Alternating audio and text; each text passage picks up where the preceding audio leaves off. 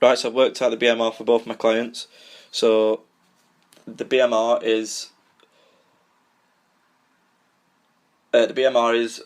a way of working out the minimum amount of calories you would burn through minimal activity throughout a day, taking into consideration things like breathing, heart beating. So it's a basic number of how many calories you would burn throughout a day if you were sedentary. Bearing in mind this number doesn't include calories you burn through activities such as working, running, in Mitch's case, going on the treadmill, weightlifting.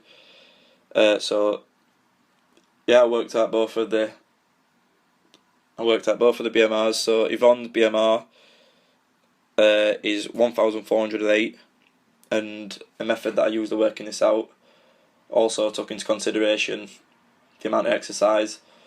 So there's a picture up on the screen at the minute. So you then times the number, the BMR, by their activity level. So in this case, Yvonne said that she was 1.3. So times 1,408 by 1.3. So Yvonne should be consuming 1,830 calories per day to be healthy and make sure that all the muscles are getting the nutrients that they need.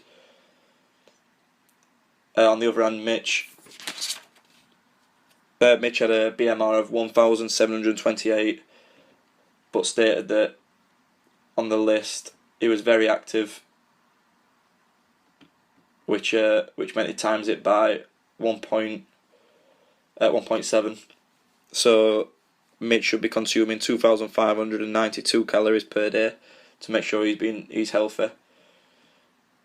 It's very important to making sure that you're getting the right energy balance. So energy balance clearly has a link with obesity, according to CRAWFORD et al. 2005. So findings suggest that energy intake in the US has risen in tandem with rising rates of obesity. Therefore, energy intake clearly has some effect of the levels of obesity. However, energy balance also works in tandem with energy expenditure. Energy expenditure is how much energy the body will burn off through the function of workouts. So this accounts for 60 to 70% of the body's daily expenditure. However, this doesn't take into account things such as physical activity, which accounts for an extra 20 to 30%.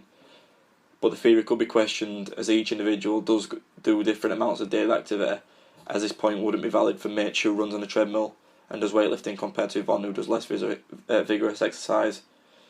It's very important for each individual to work out their BMR, as every individual is different. In Yvonne's dietary recall, she states that she drinks a lot of semi-skim milk, which is possibly the best. A lot of skim milk, which is possibly the best type. Milk is a good source of calcium, a mineral that helps build and maintain healthy bones. It also contains protein, vitamins and other minerals, and doesn't cause tooth decay. So that was a point from NHS, and shows a lot of positives rather than drinking full-fat milk. She also doesn't drink too many fizzy pops, which also again contains lots of sugar, which can cause tooth decay. That was said from NHS as well. NHS believe each adult should consume 150 millilitres of fruit juice a day. In Yvonne's dietary recall, she mentioned she doesn't drink any fruit juice. Fruit and vegetable juices and smoothies contain a variety of vitamins that are good for our health. Also, they account for 1.5 hours a day again, which is very important in the diet. I would suggest swapping maybe a cup of tea in Yvonne's diet that she drinks with maybe one small glass of fruit juice, as this will benefit her more and be better for her health. As far as liquids as a whole is concerned, Yvonne doesn't meet the guidelines of 1.6 litre of fluid per day, which is around 8 200 millilitre glasses. So that was said by the British Nutrition Foundation. Water is one of the most underrated parts of the human diet and vitally important for every person to consume the guidelines set. As Yvonne states, she works long hours, and by the time shown on the consumption of these drinks that she has, she can go almost 4 hours without a drink. Therefore, through things like sweating, urinating throughout the day, she might find herself dehydrated, which if you don't get enough fluid, you may feel tired, headaches and not perform at your best. which then affects her work life. I would suggest Yvonne finds time in every 1.5 hours of her time at work to drink 200 millilitres of water to ensure she doesn't become dehydrated. Mitch, on the other hand, doesn't meet the recommendation of 2 litres of water per day, which also is very worrying considering the amount of fluids he will lose during exercise, as he states he regularly runs on the treadmill and does lots of weightlifting. I would suggest that Mitch has more fluids pre, during and post workout, as from his dietary recall I've seen that he doesn't have much fluids before his exercise. Also, I would suggest, because Mitch runs for such large periods, he might contemplate drinking different fluids rather than water, such as isotonic. So I found something mentioning comparing water and isotonic. So water provides no sodium, which helps the body hold on to water and helps fluids get to the right places in the body, like the muscles and blood, and through the blood, especially when the muscles are needing much more energy from all the work they're being put through. So that was said from nutriist Heidi Skolinick, who advises the New York Giants and New York Knicks on healthy eating as well as drinking. It also mentions that isotonic has a much higher level of sodium. So again, like I just mentioned, it's going to benefit both clients more.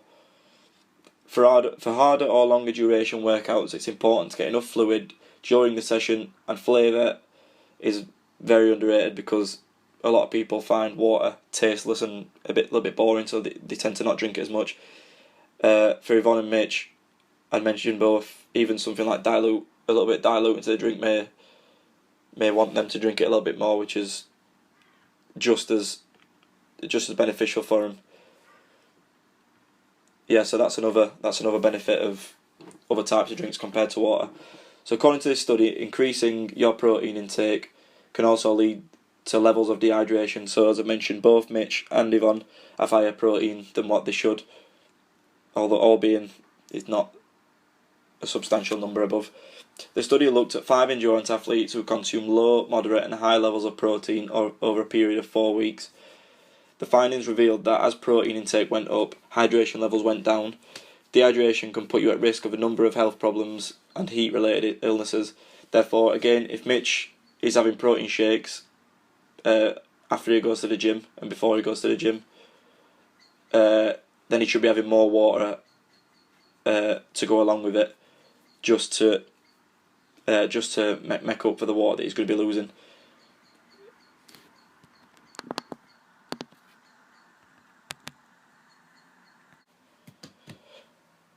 Mitch consumes more protein than required, as he consumes 85 grams of protein, and he's only meant to consume, according to NHS, he's only meant to consume 55 grams. So there's quite a substantial figure there. It's quite a bigger figure than what it should be consuming. But as I mentioned, it does do a lot of weightlifting, so his muscles his muscle tissue will be getting breakdown. So from this weightlifting, it is important that he consumes more than the figure that NHS are giving him, because the figure of 55 grams given by NHS is for the general sedentary population, and according to the Association of UK Diets, strength athletes do have an higher protein requirement. Therefore, it isn't a problem that Mitch is consuming more than required, as the body will need it for repairing broken muscle tissue from the vigorous exercise he's doing. If Mitch is wanting to find out other ways and other diets to get protein, I have given him a sheet including food portions that provide 20 grams plus of protein.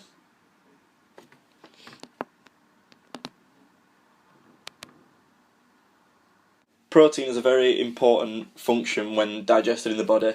This is because they replace protein lost during normal metabolism and also repair and build new muscle tissue when they are damaged from everyday activity. Also, it's broken down a lot more when we're talking about exercise. So in Mitch's lifestyle, I've mentioned he runs a lot, he goes to the gym a lot, and Yvonne's on her feet a lot, so obviously they're going to be burning more. They're going to be burning more off there, so they do need to be replacing this. As can be seen by the figures on Yvonne's diet, she consumes more protein than required.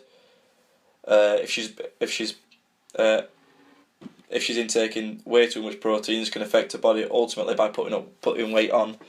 I found an article mentioning when you consume more protein than your body needs, this excess protein is used to provide your body with. If you consume more protein than your body needs, the excess protein that you've been intaking will ultimately be stored into fat. You can't store extra amino acids or protein for later use. Therefore, it is going to increase your weight by it being turned into fat and stored, which could lead to things like obesity, which then has problems with heart diseases and stuff. Many people believe more protein the better, especially bodybuilders, but in fact this isn't true. In the case when people consume protein, it has been shown to do the opposite. As Yvonne is aware, weight gain from a weight such as this can be dangerous, as most people are unaware of it, especially Yvonne and Mitch, because they both won't be aware of this being a way that you could put weight on. Therefore, when they are consuming too much protein and they can't understand why, then this would be the reason. A way both of these clients can lower the amount of protein in their diet is to possibly find meal replacements.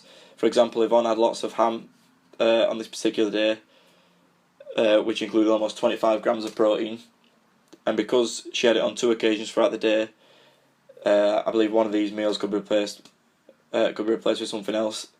Maybe again what I've talked about, carbohydrates. This way it could be swapped for a bowl of pasta or something. Again, as we have mentioned, Yvonne has very low carbohydrates, so I would suggest looking at this as an opportunity to swap.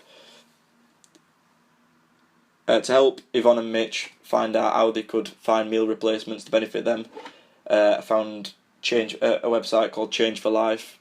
The website has a lot of options and goes into a lot of detail on meal swaps to get more of what the body needs.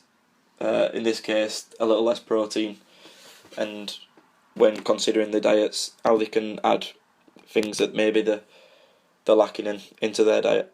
Again, Yvonne doesn't meet the guidelines for carbohydrate intake, and considering she mentioned she works almost 10 hours a day, this is worrying because carbohydrates can give slow releasing energy throughout the day, which may help her have more energy. I'd suggest eating stuff like bread, pasta, potatoes, rice and cereals, which are all carbohydrate-rich foods. Most carbohydrate-rich foods have high starch content. Carbohydrates are the most common source of energy through most organisms, including humans. As Yvonne would benefit more from longer-lasting energy, such as Weetabix, which she has mentioned she eats in the morning, food such as sugar should be avoided as they are bad for the system, but also classed as simple, complex carbohydrates. Therefore, would only give a short burst of energy, which wouldn't benefit her throughout the day. Therefore, again, stuff like pasta would higher complex carbohydrates, therefore last longer throughout the day. So these higher complex carbohydrates have molecules that are strung together to form longer, more complex chains.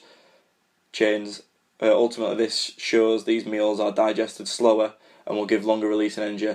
An extra bowl of pasta or replacing a snack, such as crumpets, what she said, would add an average of 36 carbs into Yvonne's diet, and then she would be round about meeting the guidelines for her, and it would benefit throughout the day. So as I've mentioned, from both the diets, Yvonne and Mitch both don't meet the guideline recommended from the NHS for both of their fat intake throughout the daily diet. This can impact them because, according to Barker 2006, there are certain fats known as essential fatty acids, otherwise known as polyunsaturated fats, which can help the body by reducing bad cholesterol levels in the blood, so they do opposite of what some other fats do. This in tandem can lower your risk of heart disease and stroke. They also provide nutrients to help develop and maintain body cells. That was said from American Heart Organization 2017. This also is backed up by a British source. So polyunsaturated fats can help lower the level of cholesterol, which again will help lower the risk of serious illnesses. So again, stuff like strokes and heart diseases. So how to get these fats into both of Mitch and Yvonne's diet? polyunsaturated fats are high in omega-3 and omega-6. A way to get both of these into the diets would be to use foods such as omega-6 fats, so they're found in vegetable oils, corn, sunflower oils. Omega-3, on the other hand, are found in stuff like oily fish, mackerel, sardines, and fresh tuna. So if you get these into your diet, it is going to help lower cholesterol. So swapping them with other fats that you might have in your diet. However, Yvonne doesn't have much bad fats in her diet at all, which is a good point because fats such as saturated fats, which are found in fatty cuts of meat, biscuits, ice cream, these can do the opposite of polyunsaturated fats and increase cholesterol. Too much saturated fat could affect both my clients, even though I have mentioned not that both of them don't have much in the diet, don't have much saturated fat in the diet. So too much saturated fat can raise cholesterol, and having and NHS said having high cholesterol increases the chance of heart disease.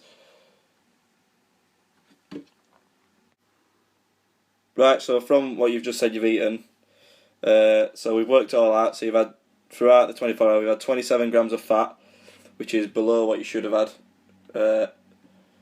because you should be having at least 70 grams of fat a day in your diet. 70? Yeah. That sounds right. From NHS. This is all from NHS, by the way, all these things.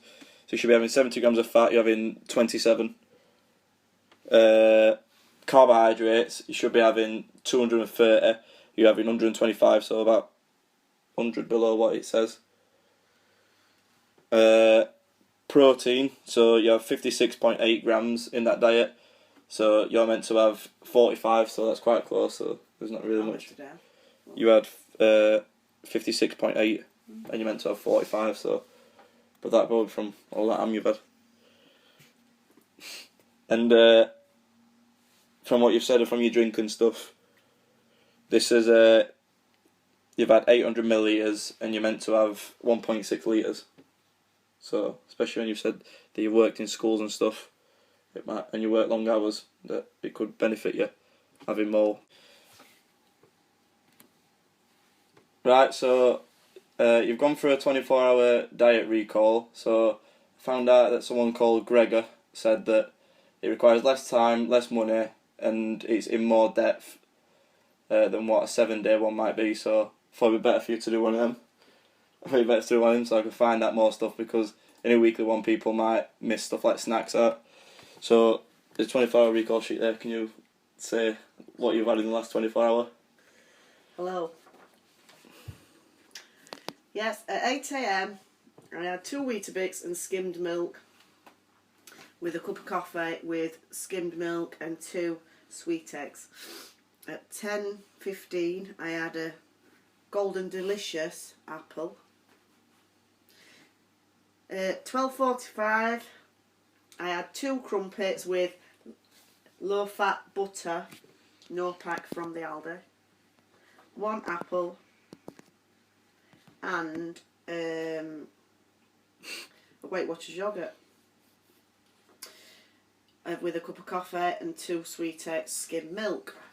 At 3 o'clock I went in the fridge and got 3 slices of wafer thin ham because I was hungry, and had a cup of coffee, same as before.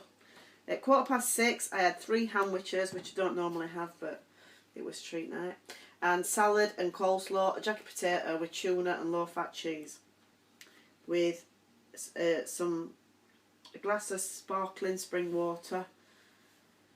And then afterwards, about 7:15, I had a bag of salt and vinegar baked crisps and a chocolate cereal bar from the Aldi. Right.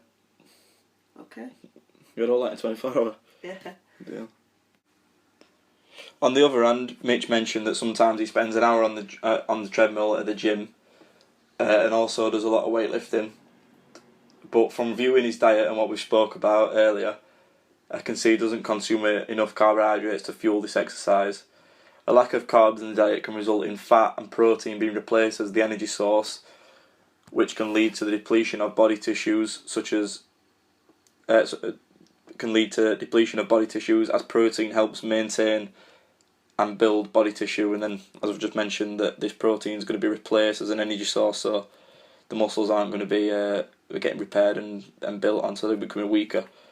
That was said by Barker, 2006. Therefore, both Mitch and Yvonne would be at risk if they don't intake more carbohydrates.